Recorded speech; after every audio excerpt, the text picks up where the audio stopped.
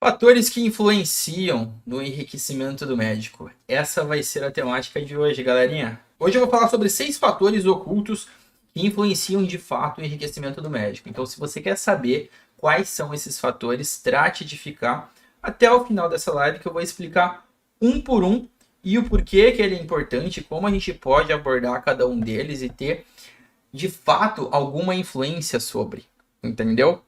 Então, meu nome é Fabrício Mateus, eu sou médico, investidor e educador financeiro e hoje a gente está aqui para conversar um pouco sobre finanças, finanças para médicos, tá certo? Então, como eu disse, o tema vão ser esses fatores que, via de regra, eles são ocultos, mas eles possuem alguma influência na vida do médico, tá? Na vida financeira do médico.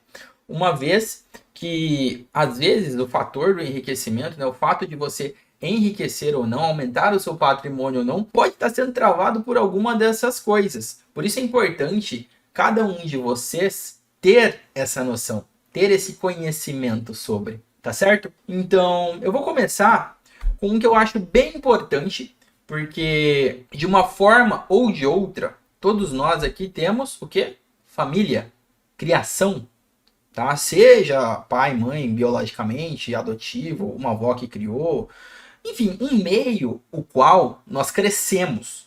E o porquê que isso é importante, Fabrício? O que isso vai influenciar ou não no enriquecimento do médico, nas atitudes financeiras do médico ou da médica? Explico. Cada família possui já um padrão de hábitos financeiros. Cada pessoa é criada em um ambiente distinto. Ou seja, as exposições que cada médico ou médica tiveram no decorrer de suas vidas levaram eles a determinado tipo de conhecimento, a determinado tipo de atitude. Eu ser médico, o resultado, Fabrício ser médico, é diferente do seu resultado ser médico. Por quê? Os fatores que me levaram a tal, a estudar, a escolher essa faculdade em específico, essa matéria em específico, esse caminho da vida em específico é diferente do seu, mesmo que o desfecho seja o mesmo. Às vezes, você foi influenciado por alguma coisa que aconteceu na sua família. Às vezes você já tinha algo do seu coração que você queria trabalhar com pessoas, ajudar pessoas, ou sei lá, você sempre gostou de cirurgia e quis se tornar um cirurgião e a medicina foi o veículo para isso. Então, da mesma forma, é importante e prudente que nós tenhamos esse discernimento de entender que isso também faz sentido quando abordamos dinheiro, quando falamos de investimentos, tá? Então, pegar um pano de fundo, pegar um contexto de vida de cada pessoa é muito necessário em se tratando de vida financeira, em se tratando de sucesso financeiro. Por que é até engraçado? Nós vemos tantas pessoas, médicos principalmente, que ganham muito bem, que ganham mais do que 99,9% do mundo, da população. E a pessoa está sempre presa, financeiramente falando. Quiçá a pessoa está endividada, a pessoa está sempre preocupada em ganhar dinheiro, em fazer dinheiro, e a gente não entende isso. E aí, se você rebusca, você pega algo que precede a própria vida dela como médico. Algo lá da criação, algo lá do contexto no qual ela cresceu, entendeu? Então, se você para analisar um pouco isso, esse pano de fundo, se você descortina o seu passado, você pode ter uma ferramenta preciosíssima em mãos. Por quê? Porque você vai passar a entender, certo? Você vai passar a entender certos comportamentos, certos hábitos, certas crenças que te limitam. Então, vamos lá. Como eu falei de criação, vamos pegar um exemplo aqui. Criação familiar, pai e mãe biológico. Beleza. Não sei se é o seu caso, mas é o meu caso. Então vamos supor que eu viesse de uma família muito pobre, que não foi o caso. E aí, por eu crescer em uma família muito pobre, eu cresci com aquele drive de, cara, tá sempre faltando, o dinheiro é sempre escasso, é muito difícil, e aí de repente eu me vejo médico. As coisas da minha vida me levaram a me tornar de fato um médico. E aí eu encontro num embate no qual eu não consigo juntar dinheiro, investir, enriquecer. E eu não entendo por quê. Eu não paro para analisar, entendeu? E às vezes tá lá atrás, naquele fato de que, pô, eu tive uma infância difícil. E aí, por eu ter uma infância difícil, eu acho que tudo é escasso. E por eu achar que tudo é escasso, eu dou muito valor ao dinheiro, eu protejo o dinheiro e eu não invisto. E aí meu dinheiro não rende, meu dinheiro perde valor com o passar do tempo. Entendeu? Então é para isso que eu falo. Não é para você fazer, meu Deus do céu, uma viagem no tempo e botar a culpa no seu passado. Não tô falando isso. Por isso que são vários fatores, não é um único fator. E aqui a gente está falando de alguns fatores ocultos e justamente para você fazer ajustes finos, para você azeitar a sua relação com o dinheiro. Agora, ao contrário, uma pessoa de família rica, uma pessoa de família extremamente abastada, ela cresceu com tudo em abundância. E aí, ela se forma médica. E de repente ela se vê não ganhando tão bem quanto a família, né? Às vezes o que ela ganha não sustenta o estilo de vida que ela já tinha. E aí gera um bug mental na cabeça da pessoa, né? Gera uma dissonância cognitiva extrema, porque caramba, eu já tinha isso. E agora eu formei, agora eu trabalho. E eu não consigo manter isso. Eu preciso às vezes do pai, da mãe, da família, disso, daquilo. E isso gera um estresse psicológico muito grande. E aí a pessoa, ela, às vezes, e aí vai de cada perfil, tá, gente? Eu tô sendo bem linear aqui no meu raciocínio, tá bom? Bem linear. Não tô falando que todo mundo é assim, não, tá bom? Tô citando exemplos bem específicos e únicos. Então, às vezes, a pessoa pega, ela vem desse pano de fundo abastado, rico e tudo mais, ela se vê numa situação a qual ela é médica, ok? E de início ela não consegue ganhar tanto quanto a família dela já faz de dinheiro e ela não percebe aquela jornada que a família teve. E ela quer manter o mesmo padrão, o mesmo estilo de vida. Sem a família. Tipo, vamos lá, eu vim de família rica, supondo, que também não é o caso. E de repente eu formo. E pô, eu sempre tive tudo na vida, do bom e do melhor. As melhores viagens, os melhores carros, os melhores passeios, moradia e tudo mais. Só que advindo da família. E aí eu me formo e vou tocar minha vida. Tenho o drive da independência. E aí eu me vejo numa situação que eu vou ter que descer o meu padrão de vida e muito. Eu não vou querer isso, via de regra. As pessoas não querem isso. É muito difícil as pessoas regredirem, tá? Então, cara, paladar não regride. Quando você prova da comida boa, você quer continuar comendo a comida boa. Tá certo? Quando você viaja para bons lugares, frequenta bons restaurantes, você tende a querer continuar naquele ambiente, naquele modus operandi, porque aquilo é bom. Entendeu? Diferente de alguém que nunca provou, diferente de alguém que nunca se expôs.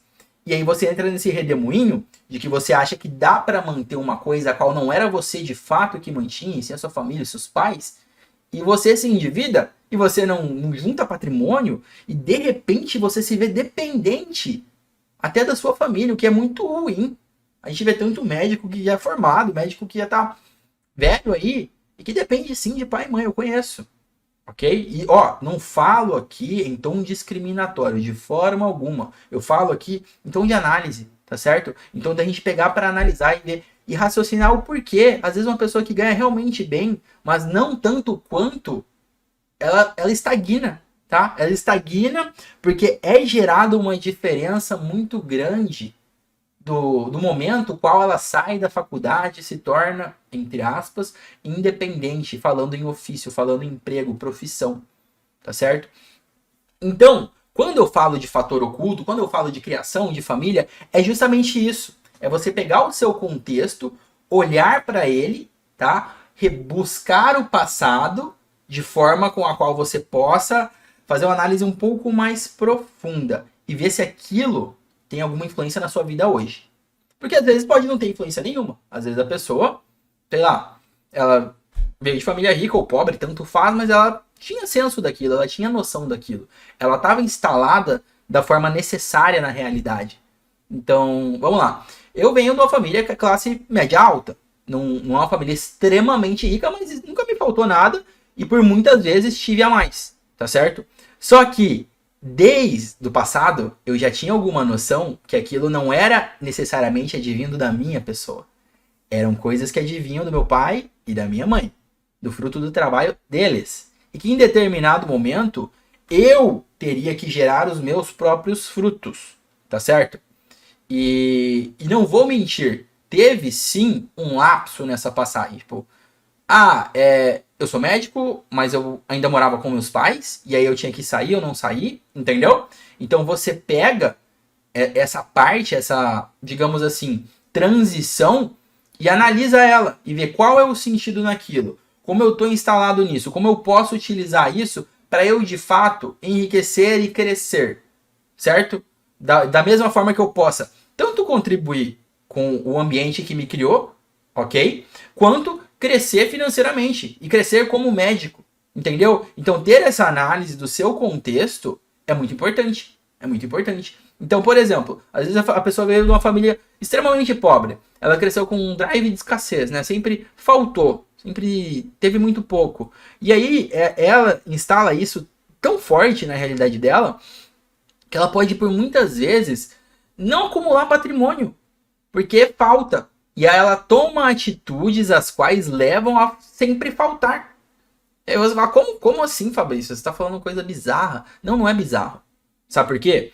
Às vezes pode não ser gasto exacerbado. Às vezes são investimentos ruins. Às vezes você coloca dinheiro onde não deve. Empresta dinheiro para todo mundo que te pede. E, consequentemente, você acaba não recebendo. E quando você perpetua esses padrões, você não enriquece.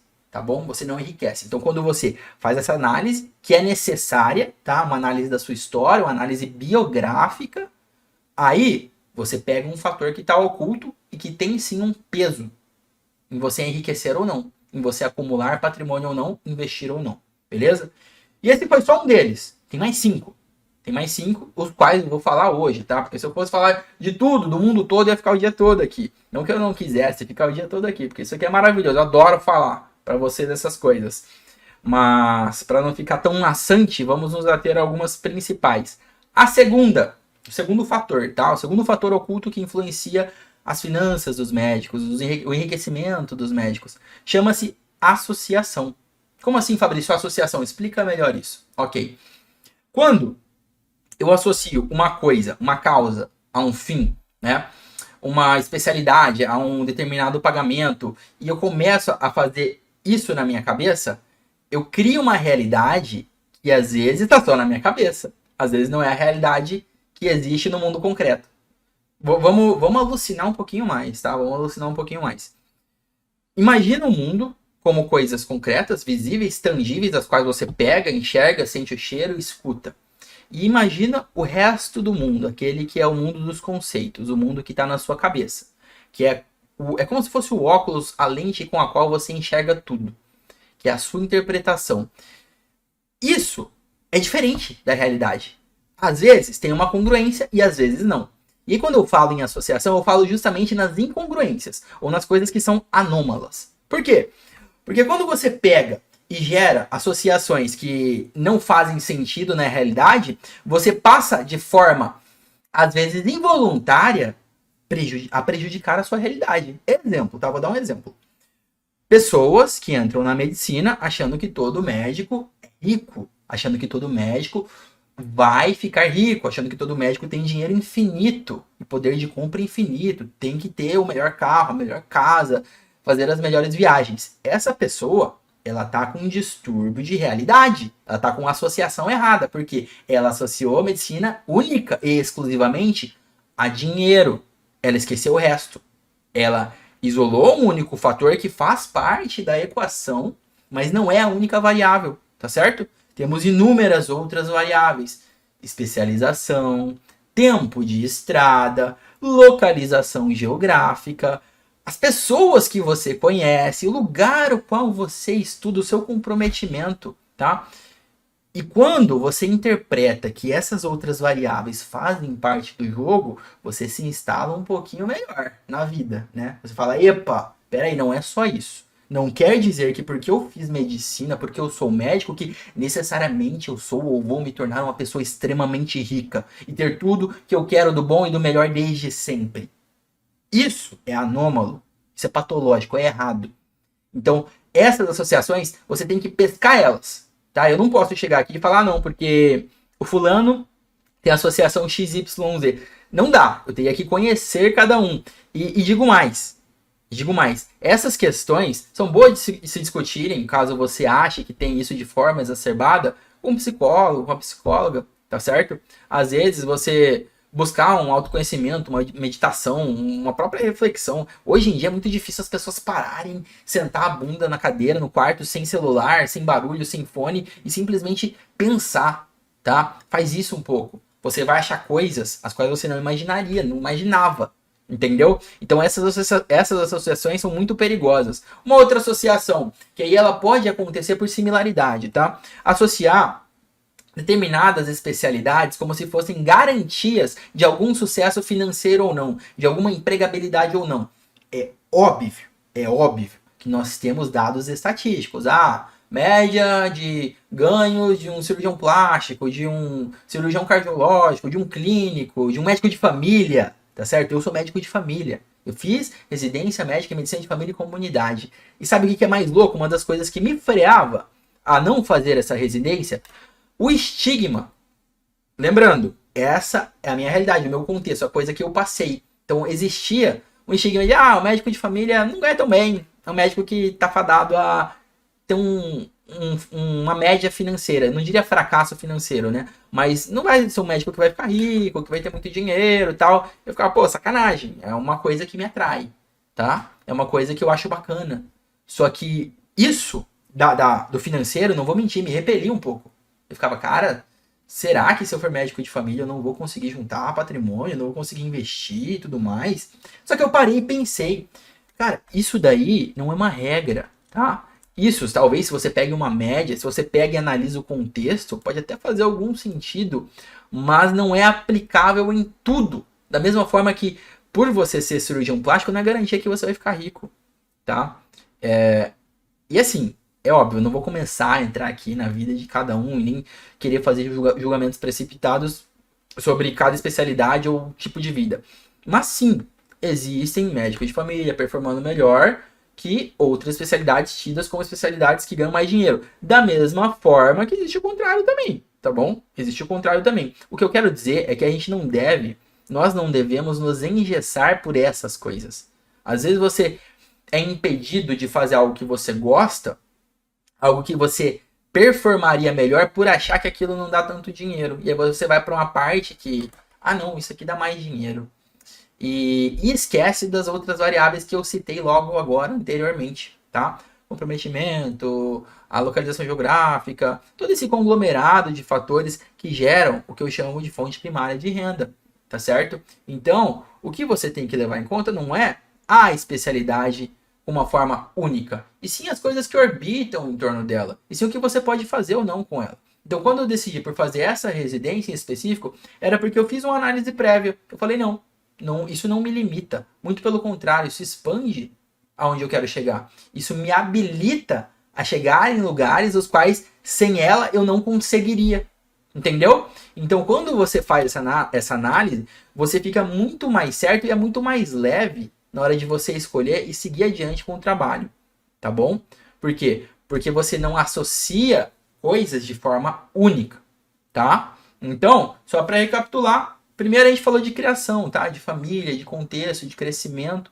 Agora a gente falou de associações e principalmente associações anômalas, associações que são feitas de forma não congruentes com a realidade, tá certo? Então faz uma limpeza mental aí, para você ver se você às vezes não tem alguma coisa que fala, putz, realmente, isso aqui talvez não seja um reflexo verdadeiro da realidade, sim algo que eu associei na minha cabeça, ou que me foi inserido por causa de um senso comum que não faça tanto sentido assim, e pode estar sim te barrando a enriquecer, tá bom? Pode estar te barrando a acumular patrimônio, a fazer bons investimentos, a melhorar financeiramente. E quando você tira isso do seu horizonte, a sua vida melhora, tá bom? Terceiro, vamos pro terceiro agora. Terceiro fator oculto que pode influenciar no enriquecimento do médico. Síndrome do impostor. Ai, Fabrício, tão clichê, tão senso comum. Não tinha uma melhorzinha para falar, não? Não, eu vou explicar. Quando você insere síndrome do impostor para médico, é uma coisa muito séria. Porque o médico, ele já é colocado à prova desde antes da faculdade, tá bom? Por quê? Porque é um vestibular concorrido, é uma prova concorrida, que a nota de corte é alta, em tese... Bom, hoje não sei como tá, porque faz uns anos que eu me formei. Então, na minha época era assim, era difícil passar. Na época dos meus pais, dos meus tios, dos meus avós, também era difícil. E creio que hoje ainda continue sendo um pouco difícil. Então, já tinha aquela sensação de, será que eu vou passar isso, aquilo, será que eu vou conseguir? E muitas pessoas se sentiam impostoras quando conseguiam. Por quê? Porque, em tese, era algo tido como escasso. E às vezes, por não ter uma autoestima, ou por achar que não era o suficiente, a pessoa falava, cara, não é pra eu estar aqui. Eu não sei porque eu passei. Só que ela estudou, ela passou, entendeu? E ó, eu não tô falando. Cara, ia ser. Vamos parar com os comentários, ia falar aqui. Não tô falando de quem entrou por outros meios, tá? Mas enfim, quem entrou por meios próprios, quem estudou, fez a prova, passou, tirou a nota. Cara, não tem impostor aí. Foi feito, entendeu? E o que acontece? Isso vai acontecendo em toda a formação. Desde a prova de anatomia, de fisiologia no primeiro semestre, a qual você acha que você não vai entender uma coisa porque tem números, e você entrou na medicina achando que não ia ter números, tá certo? E você fala, cara, não, eu achei que ia ter paciente, jaleco branco, ia ser tudo bem, e agora tá diferente. E aí você se sente o impostor, né? A essa hora você fala, cara, não é pra mim, eu não sou essa pessoa, eu não sou a pessoa que investe, eu não sou a pessoa que guarda dinheiro, eu não consigo. Pegou essa? Pegou essa? Então, se você insere esse modus operandi na sua vida financeira que já vinha desde lá de trás, tá? Isso é um sinal de alerta que eu falo principalmente para quem já sofreu com isso outrora. Para quem já teve esses drives antigamente. Não que alguém que nunca teve não vá ter agora. Mas se você já teve antes de entrar na faculdade, se você já teve durante a faculdade, antes da sua residência, durante a residência, se sua vida é cerceada de, às vezes, de baixa autoestima, de falta de confiança, de tudo isso, é óbvio que isso vai te impedir de enriquecer. Por quê? Porque você não vai conseguir investir, não vai conseguir gerir as suas finanças, guardar o seu dinheiro, você não vai se sentir responsável, você não vai assumir isso, trazer isso para si, tá? E isso é perigoso. Isso é muito perigoso. Porque quando você delega, terceiriza, esquece ou finge que não existe, você não progride. Tá bom? Então, é o mesmo do médico não estudar, o médico não se atualizar, não buscar o melhor para o paciente. Ok? Quando essas coisas saem de cena, essas coisas têm que sair de cena, a água fica mais cristalina, o pensamento fica mais sereno. Então, é importante existir esses momentos de autorreflexão para saber se está acontecendo, né? Uma cilada mental, digamos assim, é uma cilada mental. Às vezes o próprio ser, o próprio médico se sabota no sentido de achar que aquilo não é para ele, que ele não consegue, que ele não pode, porque ele não é bom em matemática. Cara, eu vou te falar o que você precisa para saber investir. Você precisa lucidez, você precisa estar instalado na realidade, ou seja, um bom estado geral, tá? Consciente. Você precisa saber cálculo de soma e subtração. Um pouquinho ali, talvez, de multiplicação e divisão, mas nem tanto. Porcentagem. É isso. E não tô falando em graus elevados, não, tá? Tô falando conta básica mesmo. Regra de 3, essas coisinhas. E é só isso. Porque o resto é inerente ao ser humano. O resto é inerente à formação de conceitos. Se eu sei os conceitos, por exemplo, tá?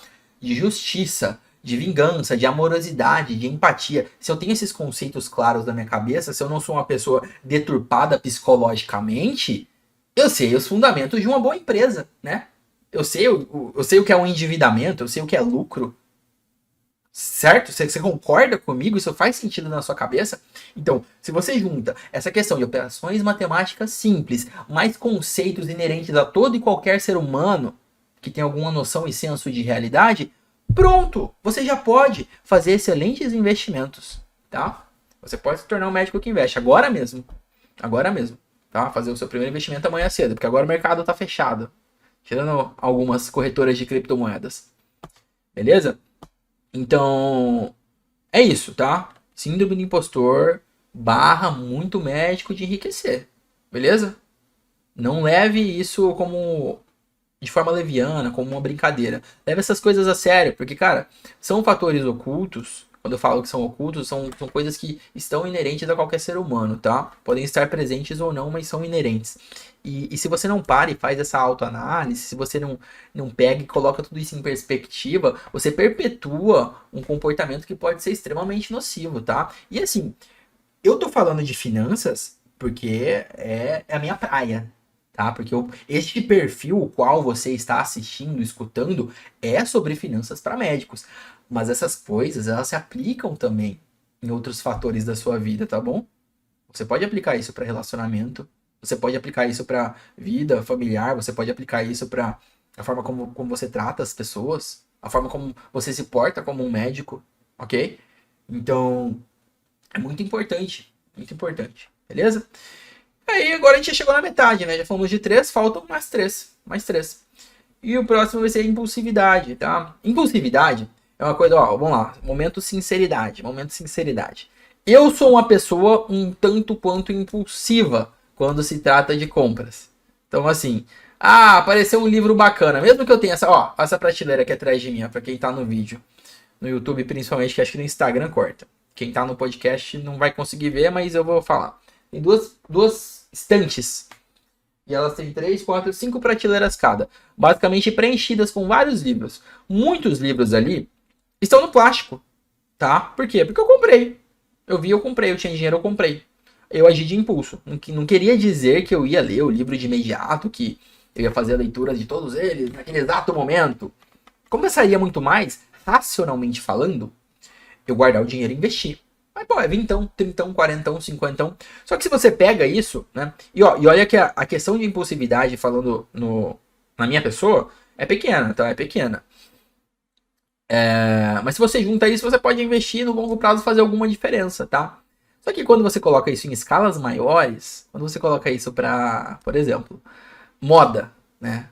Uma calça de marca, um casaco de marca, mesmo que você mora em Cuiabá, né? Uma bolsa, uma mochila, não sei. Que você já tem, às vezes você já tem. Às vezes você já tem mais de um. E você passa a gastar demais em todas essas coisas rotineiramente. Cara, isso vai criar um gargalo, tá bom? Vai criar um ralo no seu dinheiro. É como se você ganhasse um salário, ou a grana do plantão, até a sua renda passiva, e você já tivesse um buraquinho lá, ó, no qual escoasse, né, vazasse boa parte ali, ó, e você nem tá percebendo. Fabrício, mas aí eu acho que você está sendo extremista. Não tô, sabe por quê? Qual que é o ponto de equilíbrio para isso? Principalmente para pessoas que são sabidamente impulsivas como eu. Não pode ver um livro, um jogo, alguma coisa assim, quer comprar, quer gastar. Pega e separa uma verba de guerra, pô. Separa uma verba de guerra, a qual obviamente não comprometa o seu orçamento, não comprometa a sua vida. Para isso. Então, pô, todo mês eu sei que eu quero comprar alguma coisinha nova, ou gastar com alguma... Eu vou usar a palavra só para meios característicos, tá? Gastar com alguma futilidade. Então, sei lá, separa R$500, R$100, R$200, a depender da sua realidade, dos seus objetivos. Por quê? Porque aí você estabelece um teto, né? E quando você tem um teto, você se compromete a não passar dele. Ok? Porque se você não tem, se isso não é gerado de forma consciente, você vai ao infinito e além, entendeu? Às vezes é aquilo, né, do apostador compulsivo. Às vezes uma noite é o suficiente para quebrar o cara, tá certo? Então se você vai, sei lá, num cassino, Las Vegas, e você não estabelece um teto de perda, tipo, não, eu vim aqui hoje, e mesmo que eu ganhe, se eu gastar $5.000, eu paro. É o meu teto, não posso perder mais do que isso. Beleza. O máximo que vai acontecer é você perder $5.000. Mas você já tinha combinado consigo mesmo que isso poderia acontecer, né? Tá certo? Então, faça um trato com a sua pessoa. Ok? Você que é médico, você nunca barganhou com o paciente, não? Nunca barganhou com o paciente? Eu já barganhei com o paciente. Por quê? Às vezes chega a pessoa ali no seu consultório e ela tá toda fodida, toda lascada. Com o perdão da palavra. Hábito ruim, tá comendo mal, sedentário, dorme mal, é mal-humorado, não toma o remédio direito. Aí você fala, caramba, é muita coisa a ser arrumada. E aqui eu vou entrar com o meu papel de médico, né? Vou fazer uma receitinha aqui, tá resolvido. Não. Ó, primeira coisa, você vê o ponto qual tá mais fácil ou menos difícil.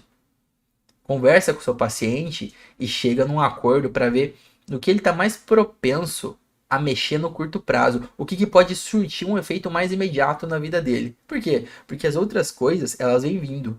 Vem vindo como se fosse uma corrente. Então, por exemplo, se tem uma pessoa que ela nunca fez atividade física, tá? Nunca fez atividade física. Você chegou lá diabética. E você percebe também que ela tá com algum problema psiquiátrico, tá depressiva, tá triste, tá com baixa autoestima, e ela não se arruma, né? Cara, você vai sugerir o que pra ela?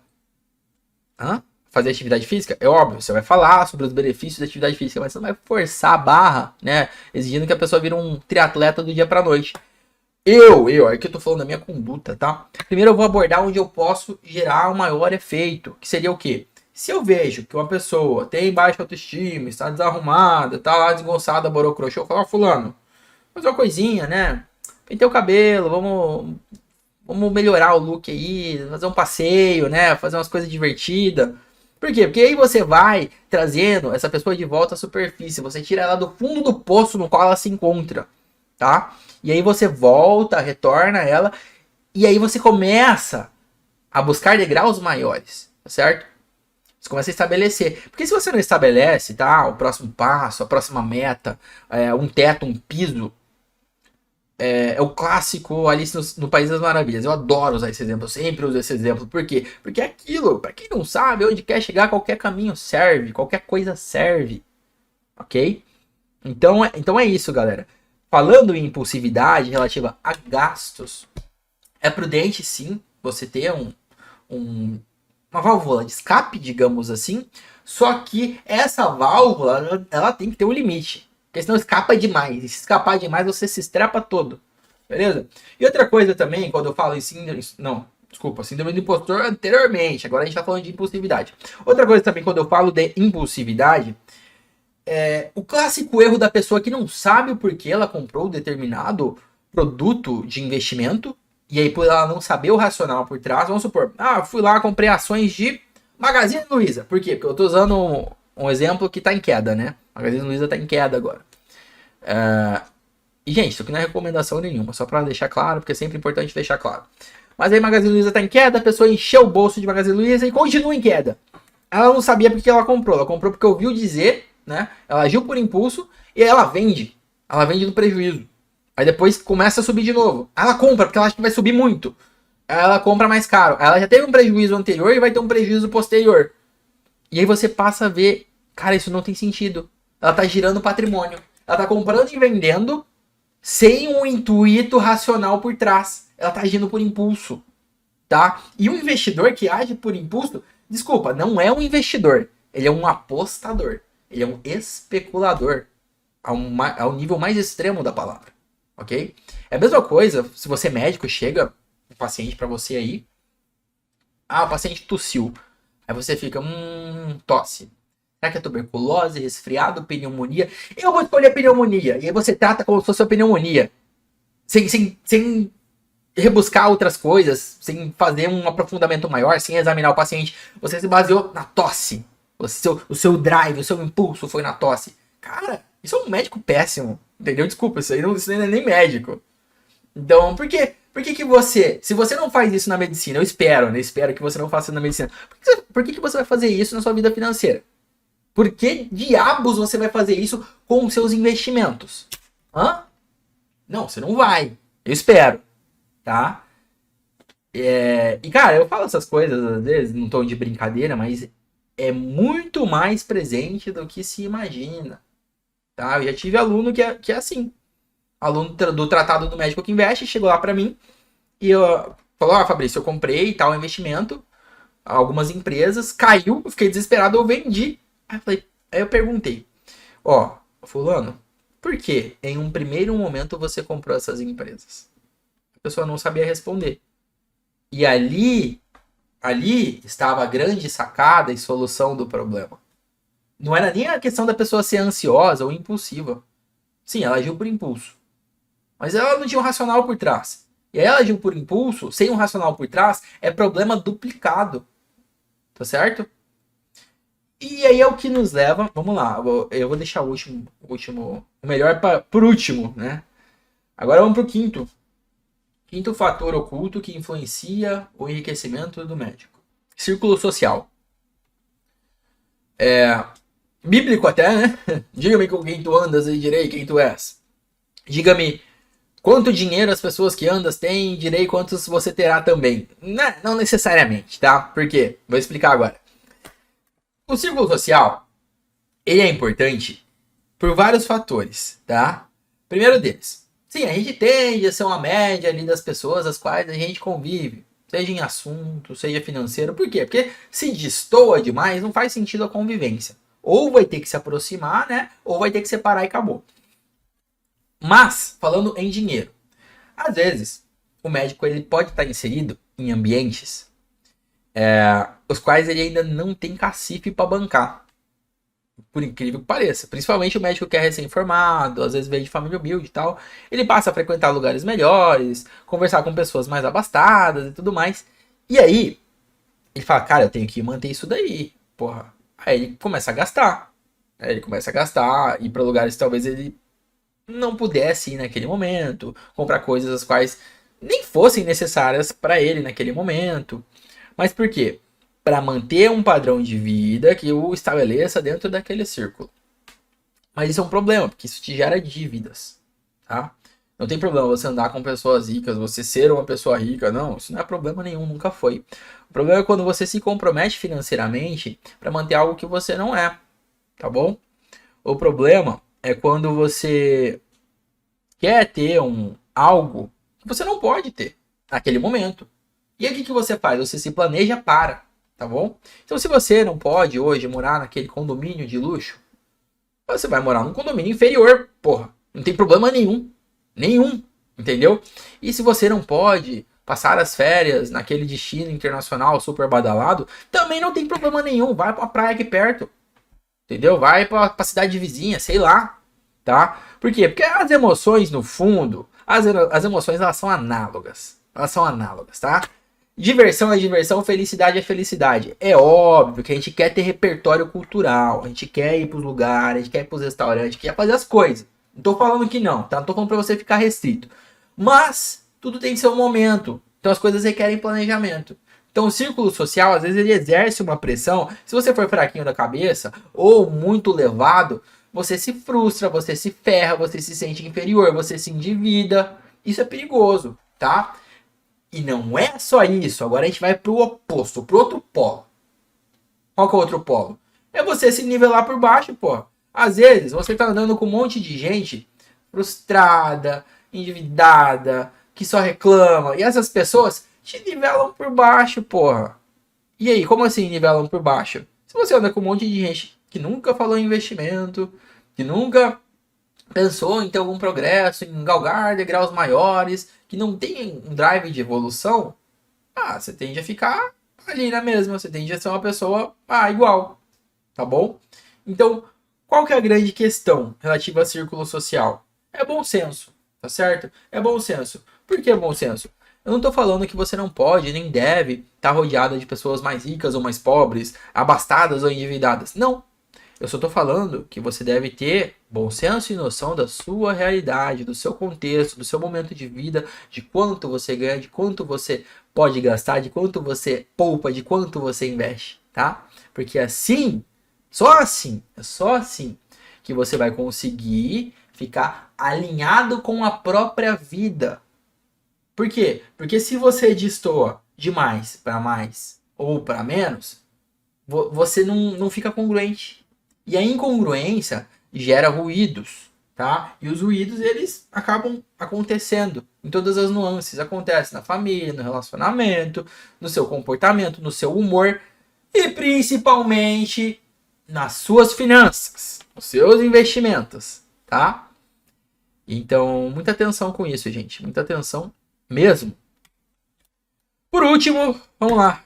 Já falei desse fator algumas outras vezes, com uma roupagem diferente, né? Mas como a gente está falando de fatores ocultos, eu vou falar de conhecimento, né? Na verdade, eu vou falar da falta de. Então, um fator que é muito oculto para muito médico é um conhecimento que a gente não tem. E por a gente não ter esse tipo de conhecimento, às vezes não percebemos a importância ou a falta que ele nos faz, tá certo? E isso implica em algumas coisas. Por quê? Medicina. Medicina é um passo a passo, né? Você entra na faculdade, você vai para o internato, às vezes você faz residência, uma especialização, subespecialização. Beleza. Você foi adquirindo uma roupagem, um conhecimento ao longo desse tempo, né? Você foi se formando como um médico cada vez melhor, cada vez mais especialista, com mais bagagem, mais experiências. Ok. Só que, vamos falar de dinheiro agora. Uma pessoa que não busca conhecimento em finanças e não tem todo esse caminho, é uma pessoa que provavelmente não vai enriquecer. É uma pessoa que provavelmente não vai fazer investimentos acertados. Por quê? Porque ela não trilhou o caminho das pedras, tá? E falando assim, ó, quando eu falo, não tô querendo dizer que vai ser igual a faculdade de medicina, não, tá, gente? Porque senão eu espanto a galera, né? O pessoal fala, ah, não, Fabrício, pelo amor de Deus, outra faculdade de medicina, outra residência, não quero, não quero. Eu prefiro ficar aqui no meu 0 a 0, ser uma pessoa comum, do que virar um investidor. Não, gente, não tô falando isso. Eu estou falando que as coisas requerem fases, tá? As coisas, elas necessitam, né? A posterioridade necessita de precedência. Eu não posso chegar no ponto C, se eu tô no A, sem passar pelo B. Aí muita gente vai falar, ah, mas você pode pular o ponto B. Tá, eu não tô falando de exceção, tá? Porque exceção é a regra do burro. Tô falando da realidade, tá? A realidade é que você precisa passar por algumas coisas e adquirir o conhecimento de algumas coisas para que você possa aplicar na sua vida.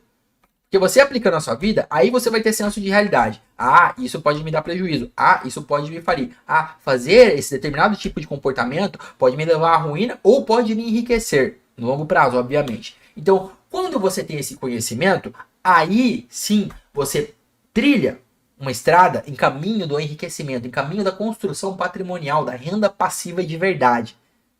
Porque é o que eu falo. Se você não tá ganhando dinheiro enquanto você dorme, quando eu falo dormir, eu não tô falando em plantão tranquilo não, tá? Tô falando em renda passiva caindo na sua conta. Você vai trabalhar até ficar velhinho. Você vai dar aquele plantão que você não quer, com cabelinho grisalho, pensando, ó céus, por que eu não fiz o meu pé de meia? É, porque você foi um médico burro, né? Por isso.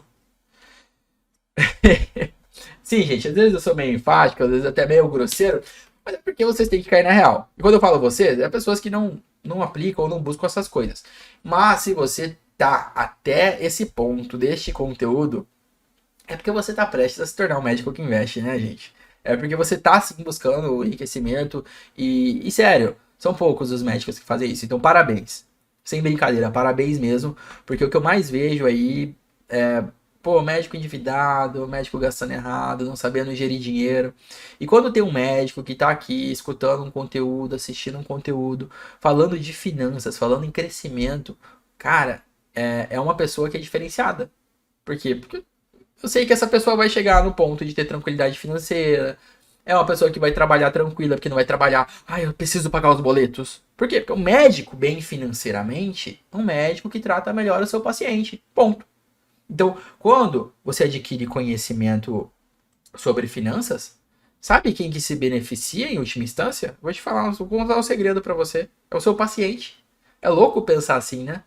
Não sei se você parou para refletir sobre isso. Um tempo atrás eu até achava, eu passei a raciocinar sobre isso.